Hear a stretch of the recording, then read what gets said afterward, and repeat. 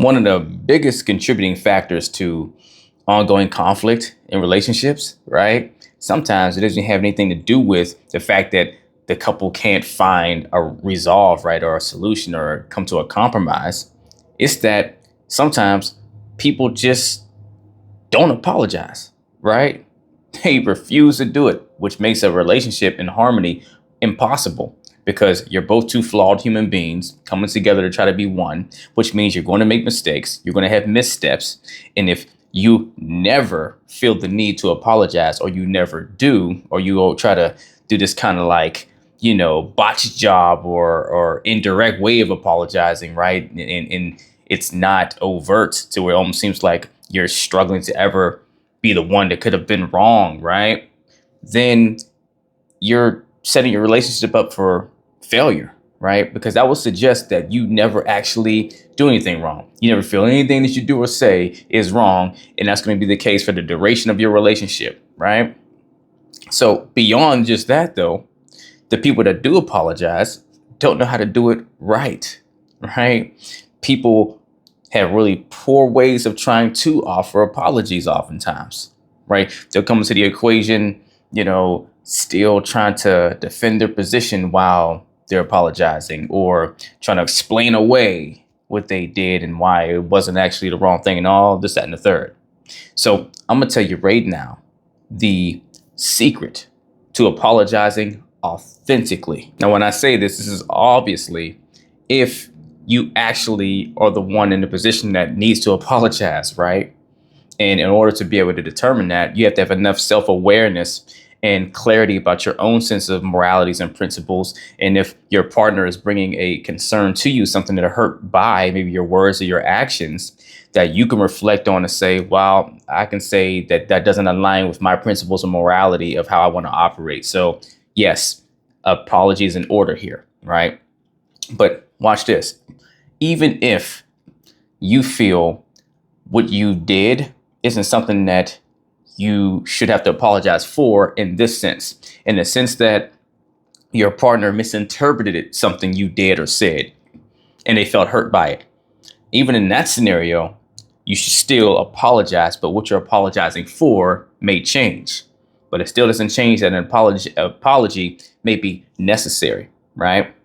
And now that's different from you operating exactly the way that you intended to operate, right?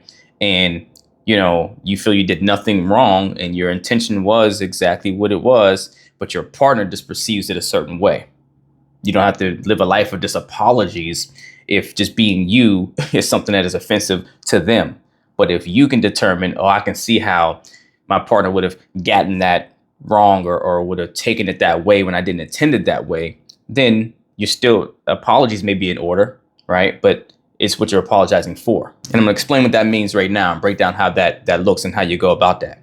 See, the trick or the secret here is you have to be able to strip yourself completely from the thing that they're bringing to you and looking for apologies for, right? Take yourself out of it and make it all about them. Focus on their feelings, how you want them to feel.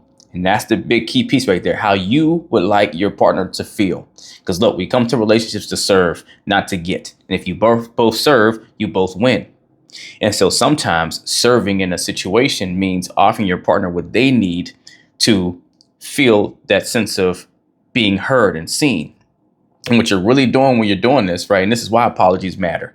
Because if there's something that you are accountable to apologize for, what you're really doing is you're reestablishing trust and furthering that connection and bond and that foundation with your partner, right? You are actually doubling down to them to where they get to know, okay, my needs and my emotions are still safe with you because I'm feeling really in a way that doesn't make me feel so safe and secure with you about something that you did, done, or said. And I came to you and you actually, showed me through your words and your actions that, oh, you get it, you understand it, and, you want to do better so it doesn't happen again. It makes that your partner reassured that they won't go through that same thing again because you are hearing them and acknowledging them. And like I say all the time, you do not have to 100% agree with your partner's feelings to validate them, right? Apologies validate someone's feelings.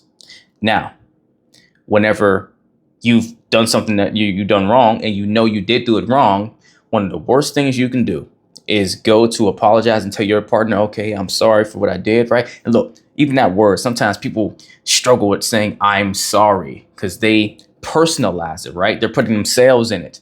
The reason why you get defensive, you start trying to, explain away, right? Because whenever people go to say I'm sorry, if you go and you attach, I'm sorry that I did that and that happened, but here's why. Oh, but I only did it because, well, I was only thinking this and all this other stuff. You instantly just watered down and stripped away the strength that your apology was intended to have, right? How heartfelt and how received it's going to be. Because in some way or another, you're saying to your partner, yeah, I didn't want to do this to you, but here's an excuse for why it's not so bad. It's okay that I did, right?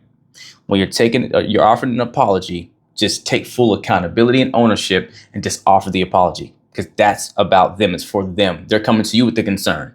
Take you out of it. See, the more you think about you in respect to the apology, is the more you're tying your identity to the action that you're apologizing for, which makes you instinctively or instinctually want to defend your actions or your words, right? It makes you want to come right behind it and explain it away because you're really trying to stick up for your character, right? Because none of us wants to be the bad guy.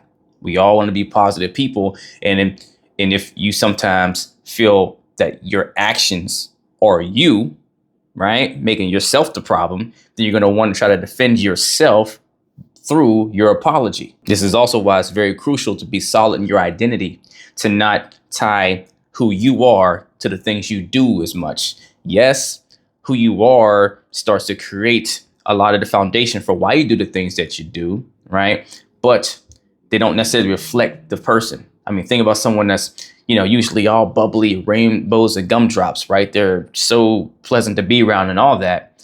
But something horrible happens in their life and they go through a rough season to where they're being more negative and all these things. And people that have known them their whole lives says, that's not who you are. That's not who you've ever been. And they're like, wow, what's going on? We're concerned because you're not being yourself, right? Because at the core, all of us are designed to be positive, but we go through unhealthy conditionings to where we operate in ways that don't reflect our true essence of who we are. So the more you learn to own and be secure in who you truly are, is the more you can detach from actions that you've done, right, that maybe not have reflect who you truly are, because you also recognize in being who you are that you're a flawed human like all of us are, and you're not meant to be perfect. Perfection robs the gift of growth. And so when you're able to embrace that, you can embrace it. Okay, yeah, I did make a misstep. That happens. It's going to happen because I'm not perfect. Okay, fair.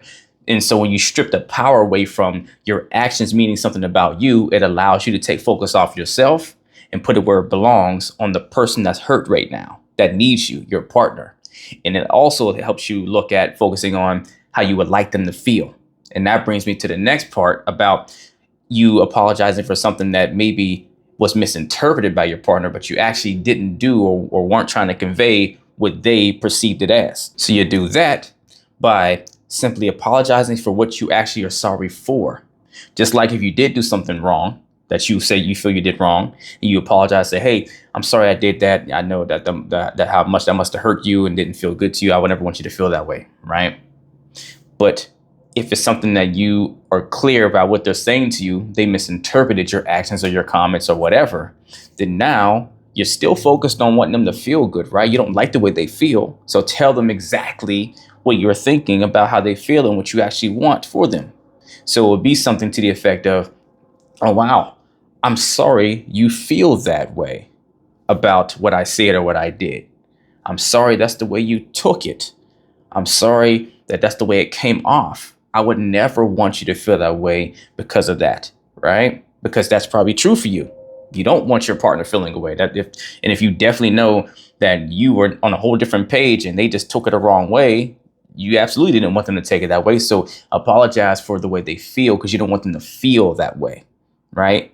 To where you're not owning something that you didn't do, but you're owning how you feel about how they feel and letting them know that, hey, I'm here with you. I see you. I get you.